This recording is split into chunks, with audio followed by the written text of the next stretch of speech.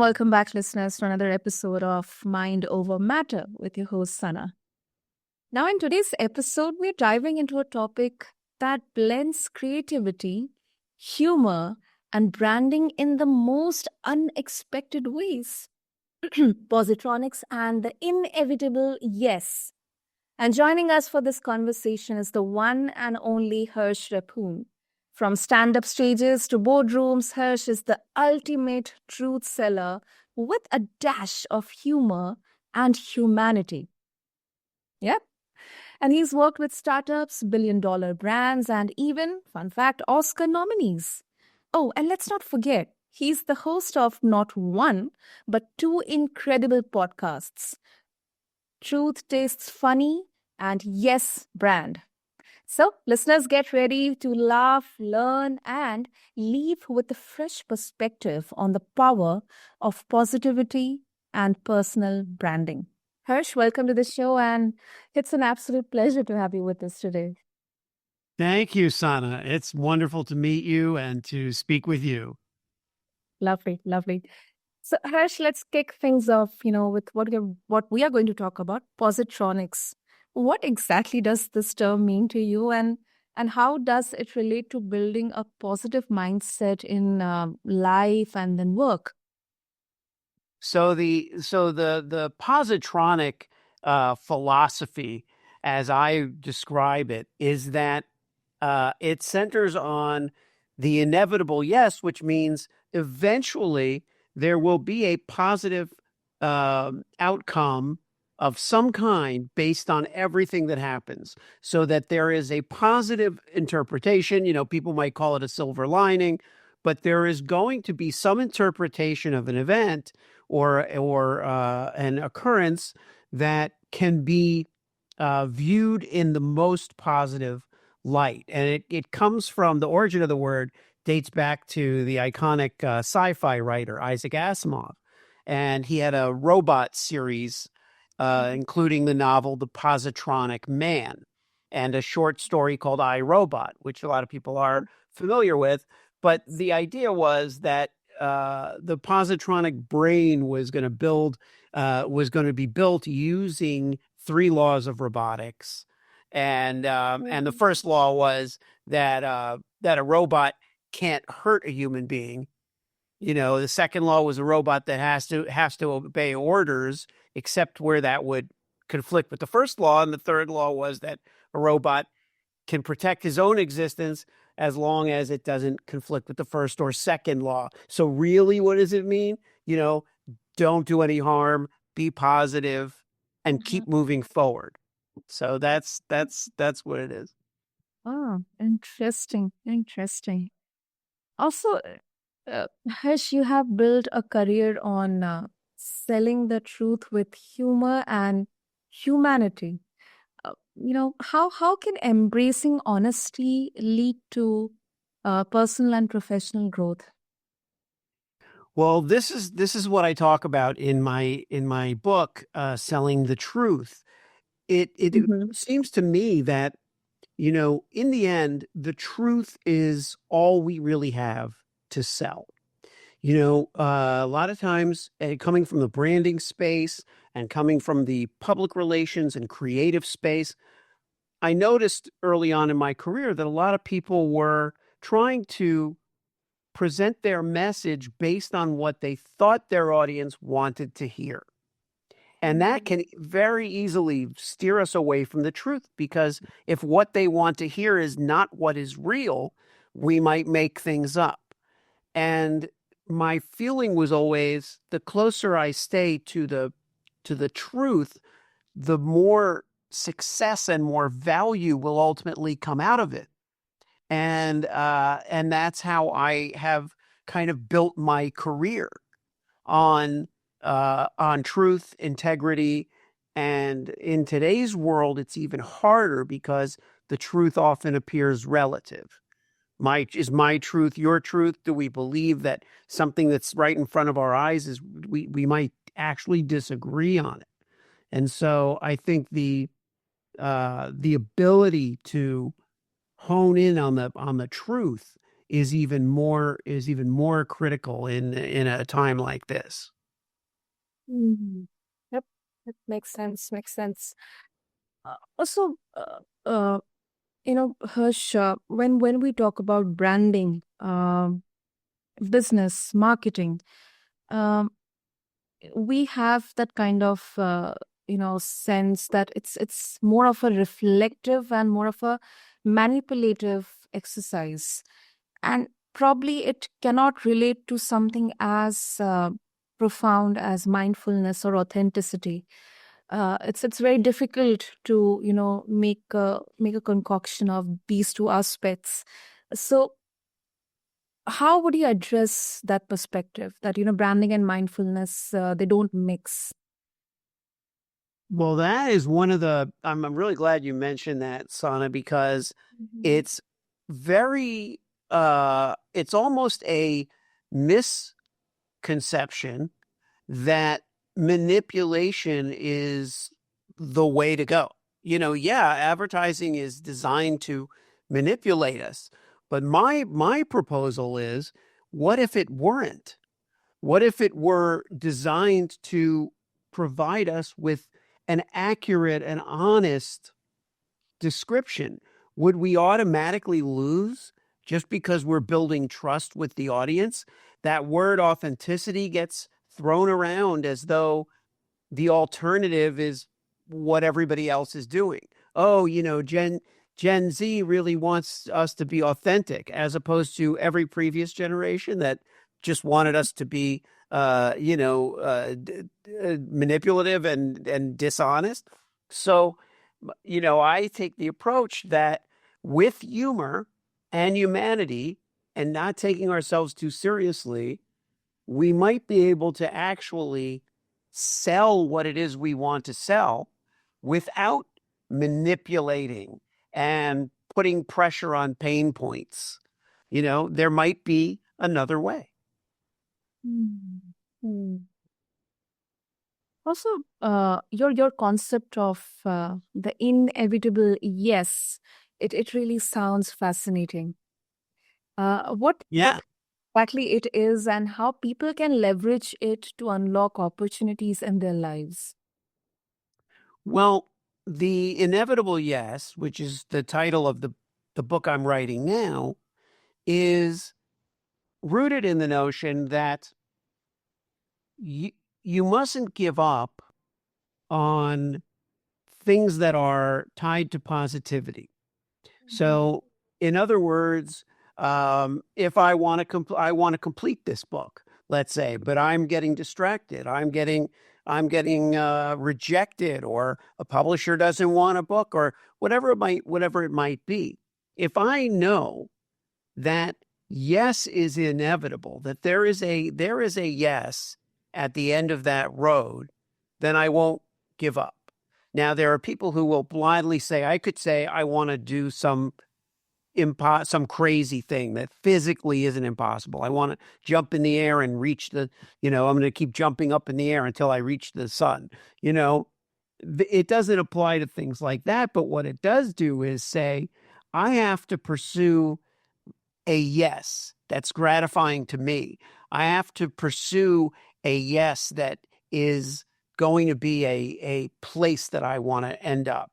And so the idea is that you're removing negativity from the equation, and it has a very, you know, simple origin, which is the yes and rule of improvisational comedy, because I started out in comedy and stand-up comedy and improv, where your scene partner makes a suggestion and Mhm. you don't say no, because that would kill the scene. You say yes and the idea is you're always building on the positive. You're always moving toward a yes. You're never moving toward a no, because a no is a closed door. Yes, I can open this door, even though it isn't the door I intended to open. But no is just, that's where it ends. Hmm. Also, as you mentioned about improv, comedy is such a big part of your journey. Uh, what inspired you into the world of comedy, and how do you see humor as a tool for connecting with others and even for mindfulness? Well, often, you know, we we've all heard the expression two sides of the same coin. We'll often see things very close together. And what I noticed with comedy was I was a natural comedian as a child. I did voices, impressions, all Mm, kinds of stuff. Even early in my working career in advertising, I would do voices at dinners and characters and impressions. It was very mm, entertaining. But what I realized was I was hiding from reality. So I was using comedy as a way of kind of escaping into a character or into laughter. But right next to that was the opportunity to get up on stage and tell the truth and get up on stage and reveal things diffused by humor, helping the medicine go down a little bit, using comedy to diffuse tension. And that's when I realized that the main function of humor isn't to hide from the truth, although a lot of us can use it to do that or deflect the truth, but to actually make the truth digestible. mm. Wow, lovely, lovely. That is so inspiring, Harsh. And when we talk about branding, of course, whether it's personal or with regards to your business, it has to have that essence of storytelling, not just what we are doing and what we're going to sell you, and that's it. So, what's your advice for individuals who are looking to align their personal brand with their authentic selves? Well, my career, up until the pandemic was spent working with mostly with brands, with footwear brands in particular. Um, and some of them were very large brands. And I felt that the impact I could have on the brand was not as rewarding as the impact I could have on a human being. And Mhm. so I started focusing on personal brands. And what I realized was that with our personal brand, we really almost have an obligation to include all of our personal, strengths, our skills. When people will write a CV or a resume, quite Yeah. often at the bottom, they'll put, oh, and so enjoys fly fishing or playing with their dog. But all those things that we do that we might consider extracurricular are Mhm. actually part of what makes us incomparable. And so my approach to personal brand building is to take all of those things professionally and personally that make you unique and completely incomparable and fold those into your message so that no two people, just as no two people are the same, no two personal brands can ever be the same. Exactly. Exactly. Great. Great. Also, Harsh, critics often say that humor trivializes serious topics. Uh, and we have been surrounded by something which is called dark humor as well. So, how do you strike the right balance between comedy and the meaningful messaging? Well, I would say about what we consider to be dark humor, that dark humor, is really light humor. What we're really doing is we're shining a light on something that is dark already. So they would call it gallows humor, like humor, you talk about death or you talk about destruction or you talk about cruelty. And instead of leaving it in the darkness where it's terrifying and horrifying, we're shining some light on it that, again, just as it diffuses tension, diffuses the darkness and the mystery. And so they're the only difference between, let's say, a documentary about World War II and Mel Brooks, the producers, the show that lampooned Hitler and did all of that, is Mm, that they're both revealing some very terrifying truths, but one is doing it with the filter of humor. And there's a psychology that says a little time is needed between an event and the ability to diffuse it with humor. And I subscribe to that as well. In the moment that something horrific happens, or even in the aftermath, we're not necessarily ready to approach it with humor yet. But at some point, it allows us to coexist with evil Mhm. on a level that helps us rise above it. Beautiful. And before we wrap up, Harsh, what role does mindfulness play in the way you approach creativity, humor, and also truth telling in your work and your life? Mindfulness is at the heart of all of this, because in the end, we're very easy. It's very easy to be focused on, what we're pursuing in the business world, what we want our impact or even our legacy to be. But to take Mhm. the time and really actually look inward and think about our potential, our relationships with others, our relationship with nature and the world, that kind of stuff, which seems very profound, but is at the same time so elemental, so foundational, that without doing that, I don't believe that we can really find our professional calling. Hmm. Wow, wow, it's really wonderful to know how mindfulness can be leveraged in something as serious and crucial as creativity, then truth telling, and even in fact personal branding. So, Hersh, if our listeners they want to connect with you to explore more about how you leverage mindfulness, positivity in your, and they want to gain some more insights on personal branding and also listen to your incredible podcasts, how they can do that. Thank you, Sana. It's been a pleasure. So they can go to truthtastesfunny.com or Mhm. yesbrandmethod.com. And of course, if they're looking at my name, my website is my name, HershRephun.com, HershRephun.com. Right. We'll have all the details mentioned for our listeners to connect with you, Hersh. And thank you so much for this inspiring conversation.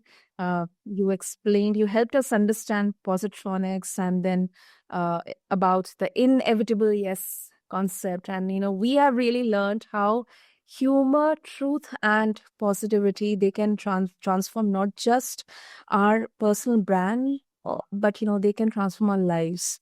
So this was such a heartfelt conversation. Thank you. Thank you, Sana. Listeners, remember that truth isn't scary, as we all feel like. It's empowering, and a little humor goes a long way. So be sure to check out the show notes if you wish to connect with Hersh and explore more about his work and also his podcasts. And until next time, keep living mindfully and embracing your authentic self. This is your host, Sana, signing off from Mind Over Matter. Thank you.